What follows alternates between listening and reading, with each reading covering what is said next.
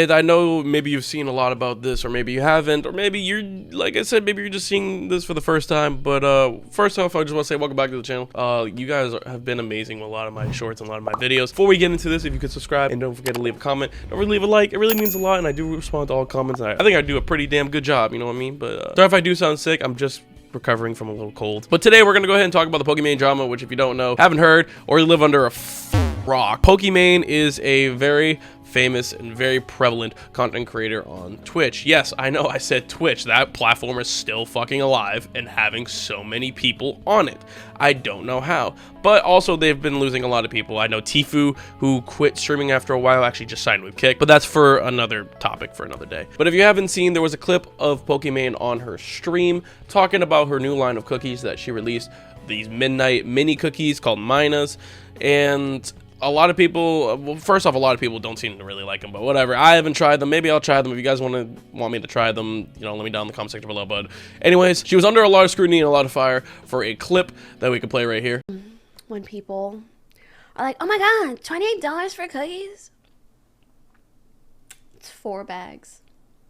That's $7 a bag. I know math is hard when you're an idiot, but like, if you're a broke boy, just say so. Anyways. And in the clip, she talked about how, basically, if you can't afford her $7 bag of cookies, and she says, and I quote, if you're a broke boy, just say so. Now, low-key, could be funny, this could be a thing, but unfortunately, she has a track record of saying really shitty things about her community, and kind of just putting them down and being really condescending. And it's really disheartening to hear, like, a big creator talk about their community, especially since her community is the reason why she is here today. Like, the way she is, it's genuinely insane. Like, it actually boggles my mind, especially since in 2020, this was in 2021, through the site itself for the month of September, there was a leak from, it was a very big thing that happened where a lot of top streamers got how much profit, how much money they made from Twitch leaked. And just for the month of September, probably one of the biggest months that people can on Twitch can use, because they have this thing called September, which, you know, it's basically like Black Friday but for subs. They have like discount and stuff like that. She made $38,000 just from the month of September. And then it also said the leak also revealed that she earned a little over 1.5 million between August of 2029 and October of 2021. Again, this was in 2019 and 2021. So the fact that she's like basically scrutinizing and like basically putting down her community, this doesn't really fly with me. I know there's things with like different communities where they do it like on purpose and the community does it back and they like roast each other essentially, but that's not it. She has a very big track record of kind of just shitting on her community, and a lot of people aren't cool with it. And I know a lot of people on Twitter saying, oh, you know, if a male said this, then it won't be as big. Now, maybe that is the case, but I don't think that's the case, because she has a very big, like I said, she has a very big track record of this. I just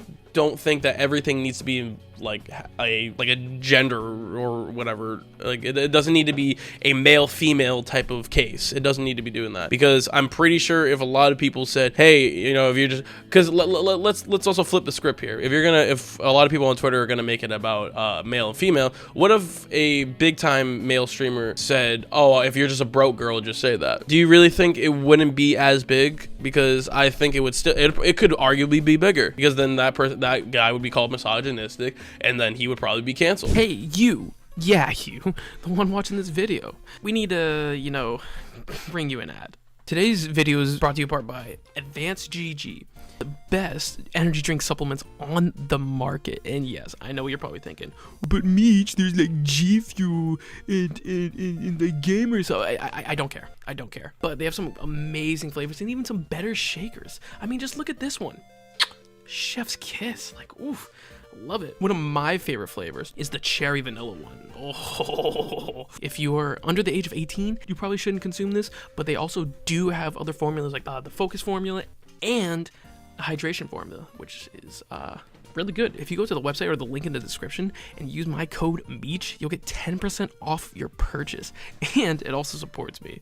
You get some amazing energy drink or hydration formula, whatever you choose, maybe a dope shaker, and you also get to support me. Pokimane has gone on the record and said many a things, stuff like the N-word, only lame niggas say that shit, and other stuff about putting down her community, and basically calling them broke. So Pokimane actually did come out with a kind of like an apology. She quote tweeted somebody who said, "This has to be a joke at Pokimane, lol. There are people that work extremely hard daily doing jobs most wouldn't consider not as fun as streaming. There are better ways to word this. This is damaging not only to you, but to those who are in the business with you and this cookie."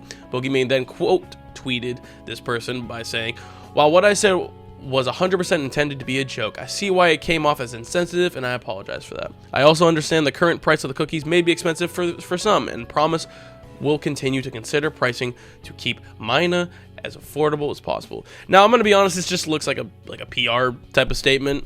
Like, while maybe the first part wasn't a PR, the second paragraph was definitely, or sentence, whatever you want to call it, was definitely a fucking PR like statement. Like, I'm sorry, we'll continue to consider pricing to keep that's PR. But the first one might be like, well, it basically comes off like, well, while it was supposed to be a joke, I understand that you don't get the joke, and I guess it could be insensitive, and I apologize for that.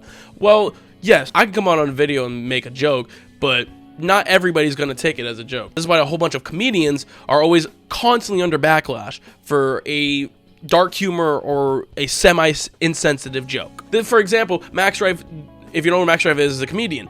He literally, his job is to make fun of people and make fun of situations for a living. And he made a joke that was not, you know, it was insensitive to a lot of people about domestic violence. You know, it's a gray area, not a lot of people like hearing about it. But again, dark humor is dark humor. Everybody has their cup of tea. It's not everybody's cup of tea. You know what I mean? So he made that joke. There was some backlash about it. He actually went on his Instagram, and I think his post was like on the lines of like, if any of my jokes ever made you uncomfortable or anything like that, here's a link to my official apology. And it literally brought them the link that he provided on his Instagram story, provided them to a special needs helmet site.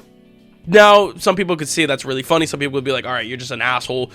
But again, this goes back to that he thought it was a joke. Now, you're probably wondering, what does this have to pertain to the whole Pokimane situation? He made a joke. He's intended it as a joke. Not everybody took it as a joke. It's the same concept. You can say something is a joke, but not everybody's going to take it that way. So you have to be mindful of everything.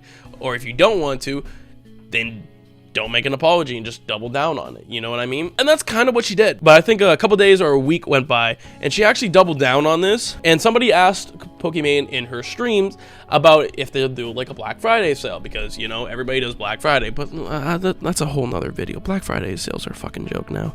But somebody asked her if they would do any Black Friday sales. Pokimane, in a nutshell, we can play the whole clip. She says, and I quote, she's not doing any quote-unquote broke boy Black Friday sales on her overpriced cookies. How are the cookies going? Good. I don't know if you guys saw, but we're doing a promotion today. It is not a broke boys Black Friday sale. Okay. It is, if you buy a pack of 8 or 12, you get a free hat. It's a really cute hat. I have one. But yeah, in case anyone was interested. Now, this is basically just doubling down on what she said. Again, it could be just a joke, whatever it is. But also at the same time, you just made an apology about it, and then you're going to double down and make the same joke that started this whole thing. Not really the best decision. I'm just going to be honest. If you do something that upsets a lot of people and you apologize for it, and then you do it again, it doesn't really show that you're remorseful of your actions at all. Now, again, you know, she did say it was intended to be a joke, but again, probably could put a disclaimer. Maybe it was clipped out of context. It could have been. Maybe, just maybe, you could put a disclaimer before you say the joke again. You know what I mean? But hindsight is 20/20. The whole thing about it is just is what it is. You know, a lot of people are fucking making videos about it, like Moist Critical, even 𝗏𝗏. I don't fucking like 𝗏𝗏, but he's making shit about it. I think even Ludwig, aka Mogul Male, did. You know, it's a big thing. It has nothing to do that she is a female content creator. It's nothing to do with that. I hate when people try to make it a male versus female thing. I don't like that. Or especially male and female content creators. I don't like that, because it has nothing to do with the fact that she's a female content creator. She's prospering. She's doing great on Twitch. Every big content creator on Twitch is pretty much leaving for Kick or YouTube. So she's on there. Good for her. She's getting her bag. Whatever. I don't care. My thing is, you are a big content creator with a big influence, hence why we're called influencers, and you do stuff like this, and you constantly put down your community who has got you to where you are. That's not okay by me. That's like if, you know, God allows this channel to blow up and I get millions of subs. That's like me saying, fuck my community, fuck this, fuck that. No, that's not okay.